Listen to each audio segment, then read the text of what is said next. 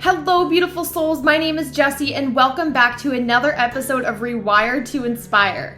This show where we'll dive into self-love, learn tangible ways to rewire the brain, and discovering your soul's purpose.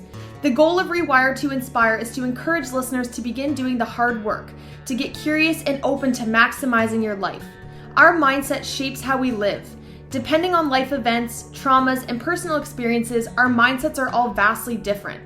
However, one thing we all have in common is the ability to rewire our mind, to change the narrative, and to pivot our lives. I hope you leave each episode with the belief that you are so worthy to live a life true to you. I look forward to chatting with you every single Tuesday and Thursday and helping you grow exponentially in all areas of your life. Without further ado, here's today's episode. Hello, you guys, and welcome back to my podcast, Rewired to Inspire. I am your host, Jessie Brown, and I am thrilled to be jumping on the microphone with you all for this week's episodes of Rewired to Inspire.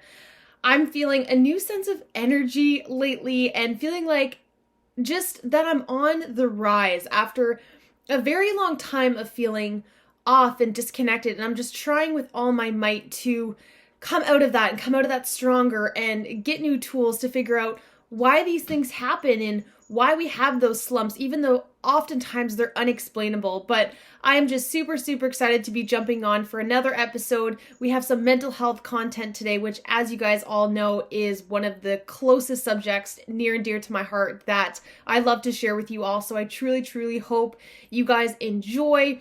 Today's episode is one that I think could really benefit anybody, as it is some check-in questions, some ways that we can begin to focus on our mental health, some ways that we can begin to be proactive in our mental health in all areas across our life. So without further ado, let's jump into number 72, which are ways to check in on your mental health on a daily basis. And so I don't know about you guys, but as I was saying in the intro, lately I've just been feeling like something is off. I feel like I don't recognize myself. I'm having a harder time finding joy. I'm struggling to see and hold on to my purpose. And I feel like my why has changed. My relationship has been a little more rocky than usual. And I know he wouldn't mind me sharing this because we grow through transparency, and I think a lot of our world likes to cover up and fluff things up, but that's really not relatable, and we really can't learn through that. And so if I can share my raw and honest experiences and help one person, again, that is my mission, because there's really no point on us pretending like we're not going through hard times and dismissing feeling certain emotions and just pretending to be okay all the time. And I put a poll on my Instagram today, and I basically said, does anybody else just feel like they've been off lately? And I only posted a couple hours ago, and I've already had 16 people say that they are also feeling off or just not themselves or disconnected. And so I just noticed that there's a common theme. And I think that that's to be expected after 2 years of being on lockdown and isolation and then trying to go back to normal when none of us really resonate with that word, and nor do we know what that means, because pandemic or not, we are not the same people that we were 2 years ago. And I think that because of that, we feel like this pressure of like, well, who are we now that we're not protected by the four walls of our house? Who are we now that we have to be surrounded by people again? Maybe those people that you hung out with before the pandemic aren't really people that you resonate with anymore. And I just want everybody to know that, like, that is okay. We all grew so massively through that time, and I feel like it was almost forced learning and growing because a lot of us didn't have a choice. But I do think it's important to honor that in those 2 years, you would have been growing and evolving as a human being, regardless if there was a world pandemic happening. And so I think that we just need to bring some grace and permission to ourselves that it's okay if we're different. It's okay if our surroundings are different. It's okay if our circles are different, our jobs are different, our approach is different, our mindset is different. It's okay no matter where you are right now, as long as you are okay as a person. And as long as you are happy and content with where you're at in your life. And if you're not, that is when you get to take control and pivot it. But just know that if it looks different, or if you feel like you've changed or evolved or developed, that is a great thing and not a negative thing. And I think that that's really been where I've been stuck lately, is because I've had such an identity flip, and my why in life has changed, and the mission that I'm on has changed. But I think that in opportunities like that, we have two ways that we can look at it. We can look at it as a drawback, or we can look at it as a positive thing, because it's a drawback in the aspect that I don't have the same people in my life that I did 2 years ago, but it's a positive in that I've never been more fulfilled and aligned, and I know that new aligned people are going to come in.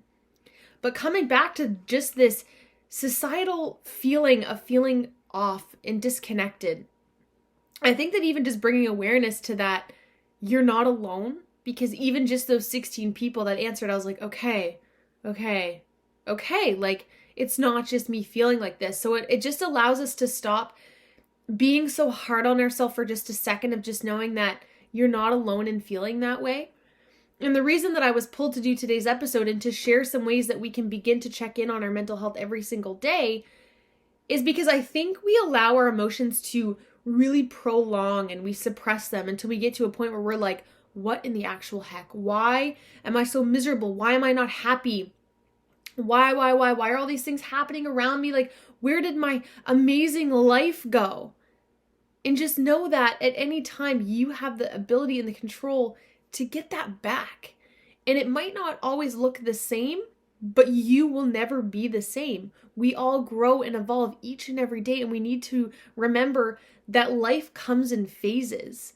We're not supposed to be the same person our whole life. We're supposed to evolve and elevate and change and shift. That is what allows this experience to be so unique, in that we get to experience different people's company, be around different jobs, learn new things, empower ourselves.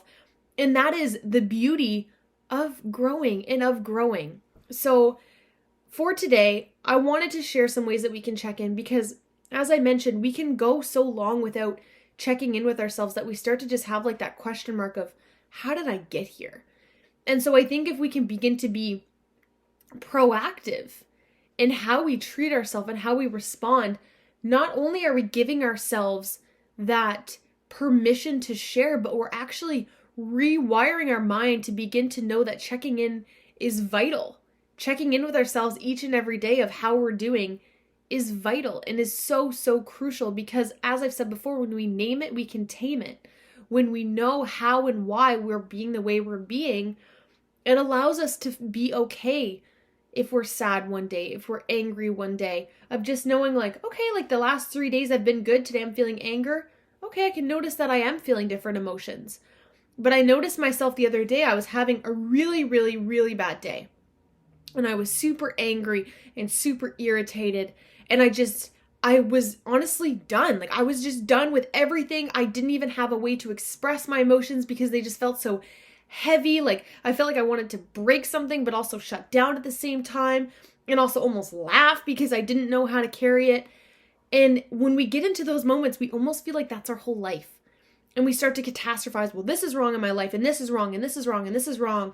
And we can get in those negative spirals that honestly do nothing but make it worse. And I just began to tell myself a story that I had a bad life, but in reality, I don't have a bad life. I was just having a bad day. And it made me want to sit down and think of some things and some ways to check in with myself every single day. So not that I can avoid this from happening, but so I can give myself permission on those days that I'm a human and we all have a max. We all have a threshold and a window of tolerance. And when we are outside of that, or we're burnt out, or we're overwhelmed, our body has to find a way to respond to let us know that something is wrong. And now looking back at that day, I'm realizing it's because I was burnt out. It's because I was trying to juggle and do too much. And so I've now been able to revamp my system of how I'm showing up to lessen the effects of that happening again, because I still do have a lot on my plate, and I will indefinitely, because I have huge goals and huge dreams and huge things that I'm aspiring to be, and I know that I will not get there without hard work, but I also know that I can't get there if I am not well as a human being first. And so the first thing that I encourage you guys to ask yourself every single day is just how you're feeling. And I like to use in a circle of emotions chart. I have one sitting here right beside my desk that I like to look at every morning, really when I'm answering my emails or just like the beginning of my day. I point out an emotion and I name it. I am feeling this today. And I like to do it throughout the day, and that took time, but that's because our emotions can change throughout the day. I notice I have a lot more energy in the morning, and then it kind of dwindles down at like 6, 7, 8 o'clock, and then I find I get a spike again at like 10. Our emotions are ever changing, depending on what we're doing, who we're around, which foods we've consumed, what we're filling our brain with, if we've drank enough water. Like, everything is a factor in how we are. But when we first wake up, it's so important that we check in with ourselves, because when we don't, we're really just running off of autopilot and just allowing our body to kind of figure it out. But if we wake up and we're actually super irritated, we're able to bring awareness to that, to validate it, and to maybe give ourselves what we need. But if we're not able to ask those questions and to get to the point that we can give ourselves what we need, we will often carry that attitude or that emotion with us through the whole day. And then by the end of the day, almost feel like garbage, like we wasted a day. Whereas if we check in with ourselves first thing in the morning, we're able to go off of that and then kind of pivot our day and our mindset from there. So checking in with how you're feeling on all levels, emotionally, spiritually, physically, mentally. Do a scale of 0 to 10. Name an emotion. Just do a quick check-in of how am I? Good, bad? Okay, cool. Start with where you're at. And I like to do this as well when I brush my teeth. I can just see how my body's showing up when I brush my teeth. Like, if I find like I'm like jittery and like moving around and smiling, I'm like, okay, like I'm feeling pretty good. But then there's other days I find that I brush my teeth and I'll look in the mirror and I just look like I lost my best friend.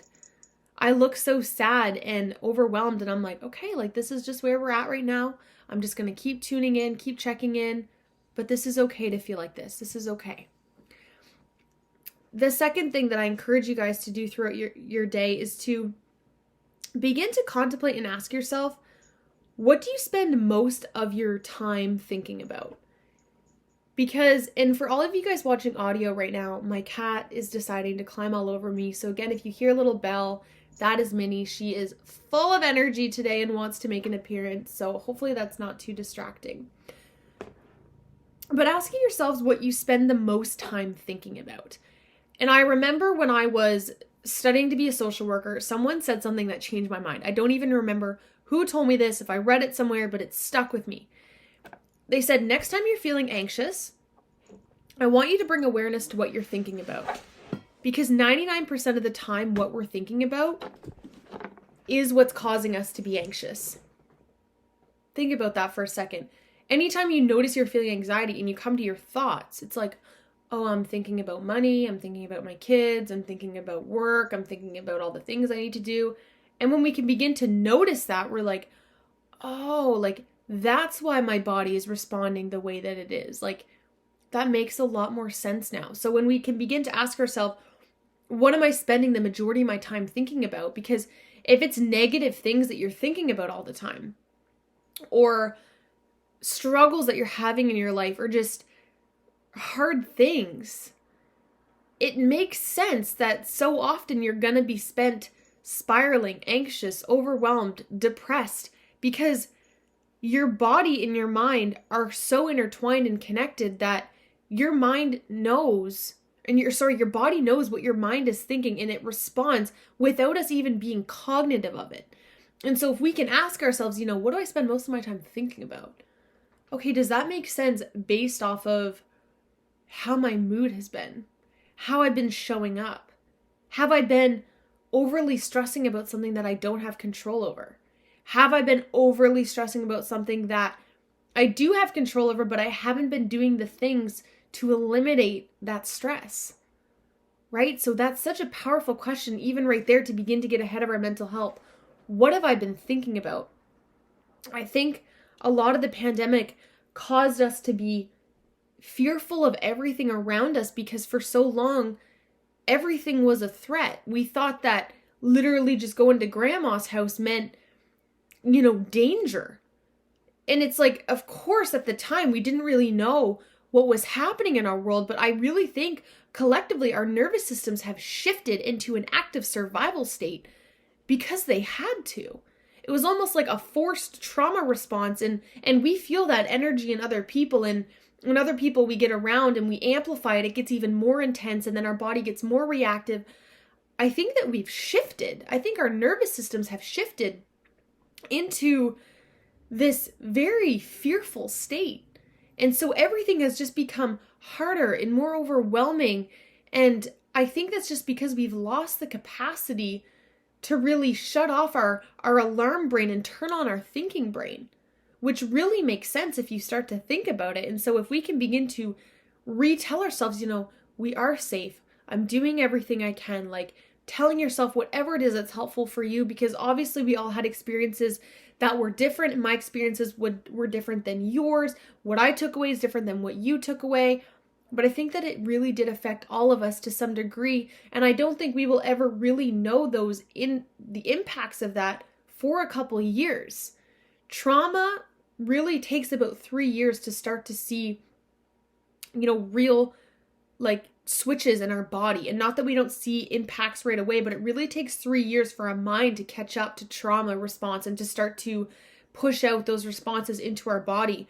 And so if we can begin to ask ourselves, what am I thinking about? Are you still thinking about 2 years ago? Are you still thinking about something that happened to you 5 years ago? Whatever it is, bring awareness to that and try your hardest to notice how that thing that you're thinking about might make you feel and how it might be impacting you. The third question I have is one that I know is so helpful for me, and that's, when's the last time you ate and when's the last time you drank a significant amount of water? I know that I'm so guilty of avoiding eating, and it's not anything to do with food itself. It's just I don't remember for some reason to eat, and I have a really, really hard time with it. And I think I get so busy that I just push it off, and then I notice I'm irritated and I'm like, oh, I haven't ate anything. And so for me, this question is super, super important.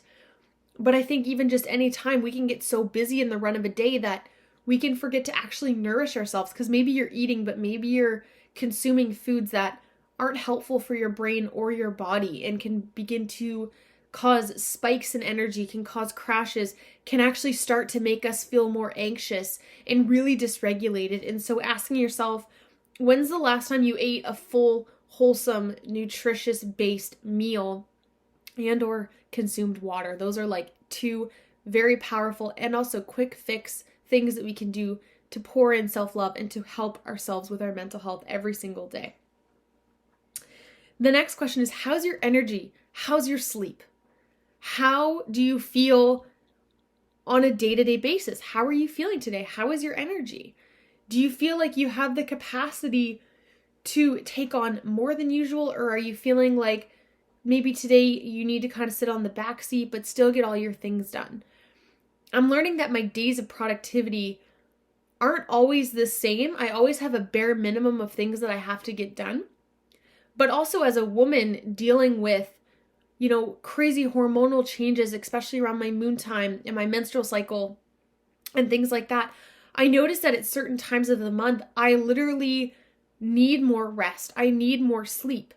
And without that knowledge and awareness, I used to be so hard on myself because I'd be like, why am I so tired this week? Like, I don't understand. Like, what am I doing wrong? And it's like, you're doing nothing wrong. Your body is using up so much more energy than it would typically have to because you're going through all these changes as a woman.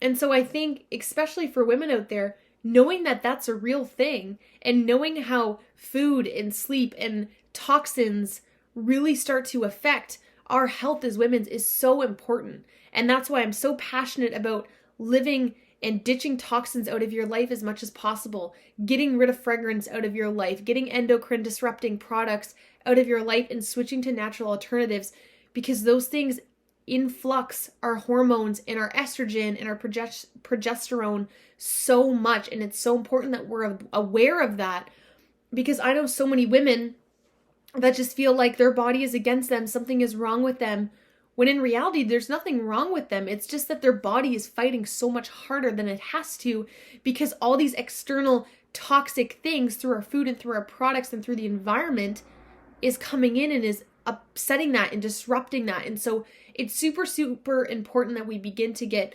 resourceful and knowledgeable so that we can treat our body the best as possible and honor that it is our most sacred thing. We have to be willing to look after our body, and that comes down to sleep and our energy. If we're feeling off or meh or whatever, is there a cause externally that is making that worse? And are there ways that we can begin to improve that? Because all of our bodies are so different, and it's about getting to know your body individually.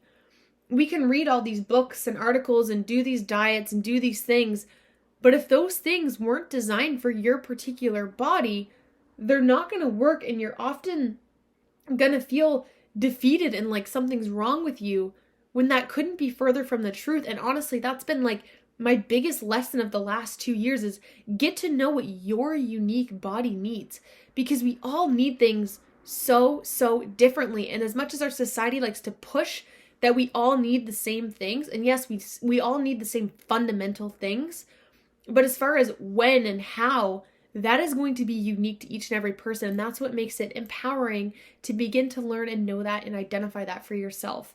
So that's a strong question that you can ask yourself on a day-to-day basis as well, is how's your energy? How am I feeling? How's my sleep? Have I been sleeping? Do I feel rested? Do I feel rejuvenated? Or do I feel like I'm just getting through each day and I'm trying to drink as much coffee as possible to stay awake? It's like huge questions that we can begin to ask ourselves. The next one that is just as important is, have you moved your body? Have you moved your body recently? Going to the gym, doing yoga, going for a walk, stretching, doing mobility. It does not matter what it is, as long as it is consistent and with intention. You do not have to go to the gym for an hour every single day to move your body to see results. And I don't mean results as far as like getting a six-pack. If that's what you're into, then that's great. But the benefits our body needs as far as moving our body isn't as intense as society makes it feel. And of course, if you're going after a certain goal, yes, 100%, there are certain things you're going to need to be doing and ways to be doing it.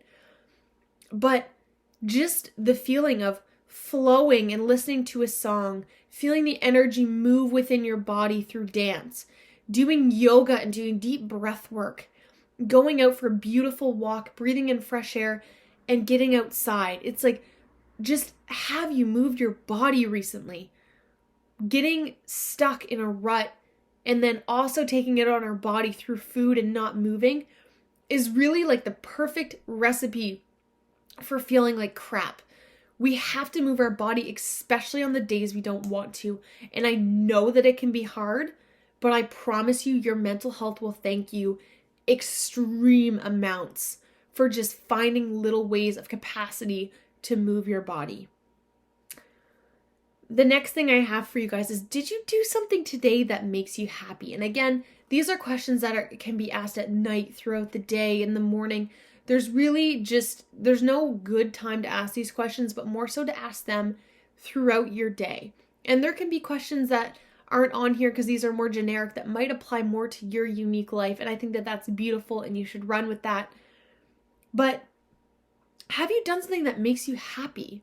This has been one that I've been noticing I've been saying no to a lot. And it's like, yes, I love podcasting, and yes, I love the teams that I'm on and everything that I'm doing, but those aren't things that like, they do fill my cup, but it's in a different way. We do have to love what we do for work, but we also have to take time out of our working brain to do things that we love. So for me, that's going and playing basketball, doing crafts, building something, going thrift shopping, rearranging my stuff. Like, those are things that genuinely make me happy.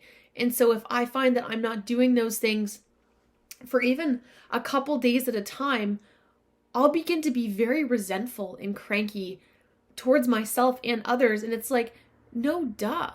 You're pouring all your energy into everything externally and not doing anything for yourself. And like, show of hands, like how many of us are so guilty of that, right? We try to keep the peace and do everything else for everybody else and keep our job, afloat, keep our manager happy, go above and beyond. And it's like, nobody's going to go above and beyond for your own self-care than yourself.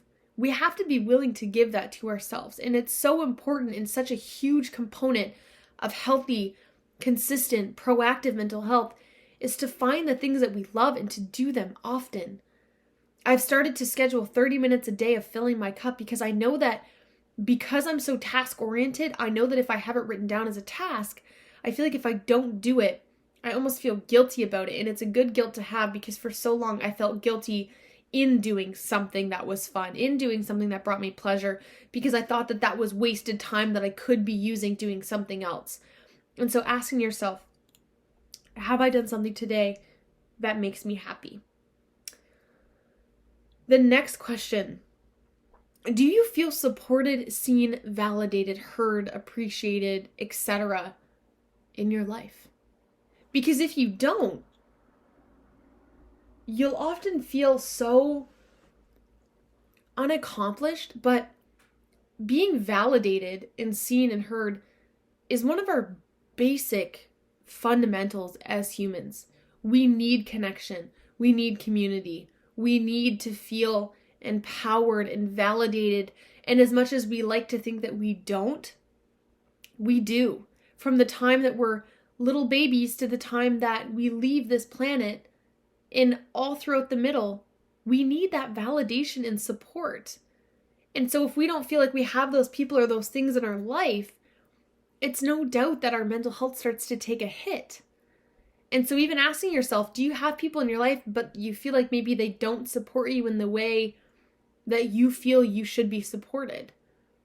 And if that's the case, and if you don't have people in your life, it's so important to begin to get around people that you do feel seen and appreciated by.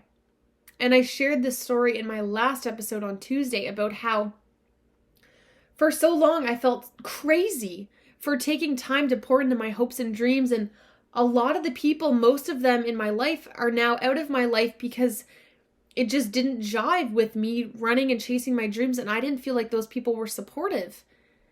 And now that I have people in my life that honestly couldn't be more supportive, I'm excelling at a rate that I didn't even think was possible for me. And that nothing changed in my life except for the people. My actions and my capability and my potential has always stayed and will continue to grow. But if we don't have the right people in our corner to allow us to feel that and to actually embody and encourage that, we will often just stay small because we can only grow as big as the people that are around us. And if we don't feel like we have that support or connection, it's no doubt that our brain begins to tell us a story and we begin to feel crummy. And so it's so important that we begin to get around people that lift us up and validate us and just make us feel good across the board. And I don't mean blowing smoke, at us, but more so they make us feel good and feel that permission to keep going and really just the heart to want to keep going. That's a huge part of it as well. And then the last thing that I have for you guys of ways to check in, and this is one that I did a whole sequence on my podcast, is what are you grateful for? What are you grateful for today? I've shared before that it only takes about 7 seconds of talking about what we're grateful for to actually begin to change the neural pathways in our brain. Telling ourselves 3 things we're grateful for every single day is something I've been seeing more and more and more on social media, and I'm so happy and grateful for that because it's so true. Gratitude is one of those things that begins to get us out of that toxic part of our brain and allows us to focus on the good. Even if we have 10 bad things to say, if we can even just throw in one good thing, our mind's like, oh, okay, there's something here. There's something to hold on to.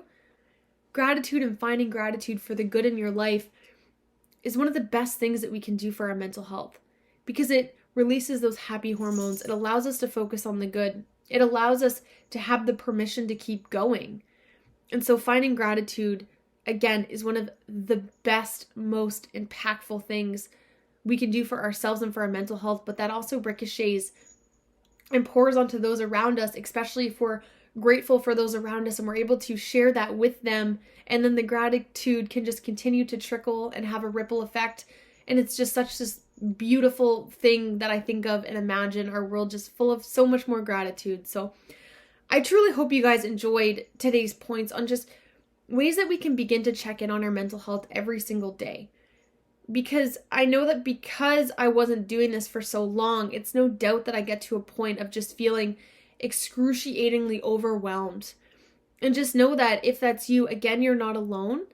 And I do just want to put a shameless plug here for my Facebook group, the Rewire to Inspire family, because the reason I created that Facebook group is because I had been feeling so lost and disconnected, and I just wanted to align with like-minded people and to have a safe space to do so. And so if you'd like to get in that group, let me know. You can gladly send me a message on Facebook or on Instagram. My Instagram handle is @JessieBrown13. Send me a message. Let me know you're a listener or that you would like to join that group. I will gladly put you in there. I try to post every single day. Sometimes I have been missing, not gonna lie, holding myself accountable for that. But my goal is to post in there every single day to get some community, to get some conversation going, and to just normalize our global's perspective and approach of mental health, inner child healing, and becoming the best damn versions of ourselves. So thank you guys from the bottom of my heart. Seriously, I can't thank you guys enough for tuning in for another episode, number 72. We are just climbing. This journey is just getting started, and I'm just so thankful for each and every one of you. If you guys enjoyed today's episode and you think it would benefit somebody, definitely send this podcast to them. Again, my mission is to share this with as many people as possible, to just give that permission, love, and hope that it's okay to experience mental health. It's okay to, be at those uncertain times of our life. And my goal is to always just allow one person to not feel so alone and to perpetuate them further on their journey with my love. So thank you guys so much as always. I look forward to chatting with you all next week. Bye, you guys. Thank you all so much for tuning into today's episode of Rewire to Inspire. I absolutely love connecting with you all, so make sure you're following me on Instagram. I am @JessieBrown13. If you enjoyed today's episode, please feel free to leave a review or share with someone you think would enjoy. I look forward to chatting with you all next episode. And remember, get out of your head and into your heart.